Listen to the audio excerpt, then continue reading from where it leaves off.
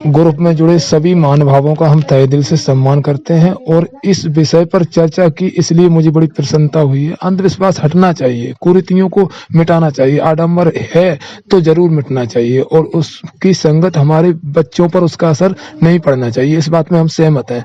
ऊंची से ऊंची शिक्षा का बंदोबस्त किया जाना चाहिए, बच्चों पर शिक्षा का जोर दिया जाना चाहिए, जिससे कि आज के बच्चे कल के देश के भविष्य बन सके, माता पिता का गर्व बन सके। शिक्षा पद्धति भी अलग अलग है, भौतिक शिक्षा, नैतिक शिक्षा और आध्यात्मिक शिक्षा और वेदांतिक शिक्षा अलग, एक से बढ़कर एक से ऊंची एक शिक्षा है। भौतिक शिक्षा वो है जो डिग्रियां हासिल करके पद प्रतिष्ठा तक सीमित रह जाएगी।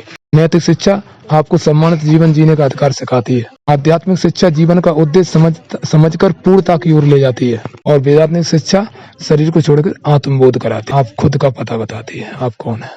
यदि भौतिक शिक्षा तक बच्चों को सीमित रखोगे तो अहंकारी बन जाएंगे और वो छोटे बड़े का सम्मान करना, खान पान का संयम रखना और कई विकारों से ग्रस्त रहेंगे, काम, क्रोध, लोभ, मोह, अहंकार आदि से। इसलिए बच्चों को क्रम विक्रम चारों विद्याओं की आवश्यकता है, वही भी सहज में, कोई दबाव पूर्वक नहीं। और रही बात रामनरेश जी ने जो कही है कथा भागवतों पर व्यर्थ खर्चा न करे, तो आपको मैं बता देना चाहता हूँ, धन की 3 गति होती हैं, दान, भोग, नाश।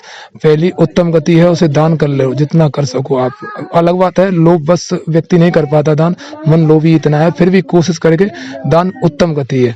उसके बाद में भोग लो। यदि आप जो है जिंदगी भर पैसा होने के बाद फटी चड्डी में ही नहीं रहो, टूटी साइकिल पे ही मत रहो, आप ठीक ठाक कपड़े, ठीक ठाक बंदोबस्त, घर द्वार बढ़िया तरीके से, मतलब अपने भोग में अपने खुद के लिए खर्चा कर लो। और दूसरी अच्छी गति, वो भी उत्तम गति आती है।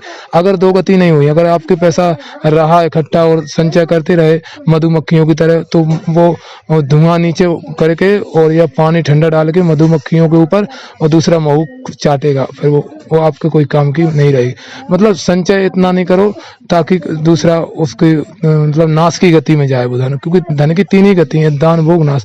यदि दान नहीं किया तो भोग भोग लो, और भोग नहीं भोग पाया है तो उसका नाश होना और कहीं नहीं जाएगा। वो धन का काम ही ये है, इस पे इतना बहुत ज्यादा दिमाग लगाने की आवश्यकता नहीं होती कि धन। अरे आप चलो एक बात मान लीजिए, पूरा गांव मिलकर के सोचो कथा भागवत नहीं करवाएगा, कभी भी नहीं करवाए, कोई धार्मिक अनुष्ठान न करवाए, आपका गांव पैसे वाला हो जाएगा। मैं समझता हूँ धार्मिक अनुष्ठान देवगढ़ में ज्यादा हुए, लेकिन पंचायत में से ज्यादा देवभूमि देवगढ़ है, जो सबसे ज्यादा आज आर्थिक स्थिति मजबूत है।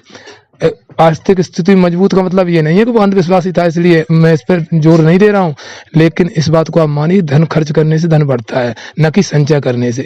फिर भी जो आपकी सोच हो, मैं आपकी सोच को विरोध नहीं कर रहा हूँ, मैं अपनी बात रखने का अधिकार समझ रहा हूँ। और रही बात 13वीं की, तो 13वीं जो मृत्यु भोज है, जहाँ जिसका व्यक्ति पुरखा समाज में मरता है, तो सब लोग बैठ करके शाम को उसको यही दिलासा दें कि आपको कुछ नहीं करना है, और सामर्थ्य हो उतना भी नहीं करो, फिर भी आपकी नहीं बनती हो, आपके रिश्तेदार आएंगे उस दिन, ऐसा कुछ होता हो तो एक आध बोरा जो भी श्रद्धा बहुत कम में व्यवस्था करके अपना अपना कर लो, उसमें कुछ भी ज्यादा विशेष नहीं होता खर्चा, उसमें कोई बच्चे अनपढ़ नहीं रह जाएंगे। 1-2 बोरा कोई अगर कर लेता है तो थोड़ा चलेगा। ये सब पे बहुत जोर नहीं दिया जाना चाहिए, और न इसमें ऐसा कहना चाहिए कि समाज में वो व्यक्ति छोटा हो जाएगा। छोटा बड़ा इससे नहीं होता है, बहुत ज्यादा तेरी करने वाले कभी बड़े नहीं बनेंगे, इससे इज्जत नहीं बनती है। मैं इस पर सहमत हूँ, बहुत कम से कम कोशिश की जाए, कि न किया जाए तो ज्यादा बेहतर है, नहीं करना पड़े तो बहुत कम, ये बात भी कुछ ठीक है। तीसरी बात दहेज प्रथा की, तो जो लड़की अपने घर में कन्या रूप में जन्म लिया है, उसका अधिकार उतना है, मैं तो समझता हूँ मेरे हिसाब से ज्यादा है, लेकिन आपके हिसाब से चलो बराबर है, कानून से भी बराबर है,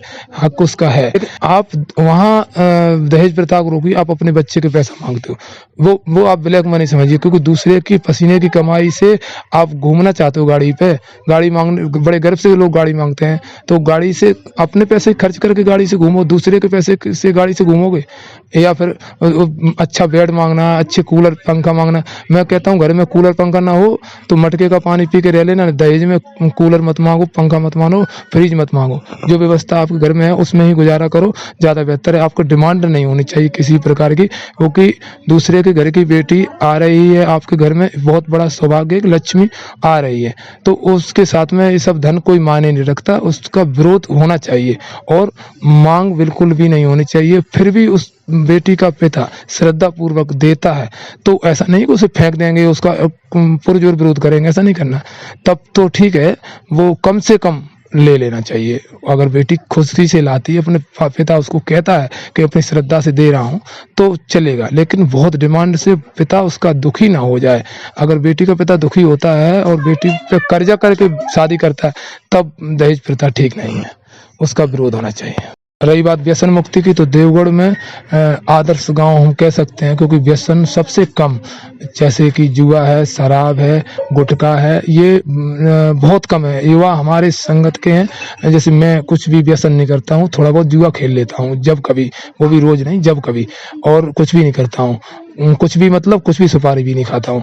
तो ऐसे युवा हम अकेले नहीं है, हमारे साथी बहुत है। इसलिए मुझे अनुभव है कि इतने उम्र के युवा नहीं है दूसरे गाँव में इतनी ज्यादा संख्या में जितने अपने गाँव में, और जो हैं वो भी हम कोशिश कर रहे हैं। ठीक ठाक समय आया तो कुछ सुधार होगा। ये नहीं है कि संपूर्ण रूप से एकदम नहीं होगा, लेकिन सुधार होगा, इस बात का मुझे विश्वास है।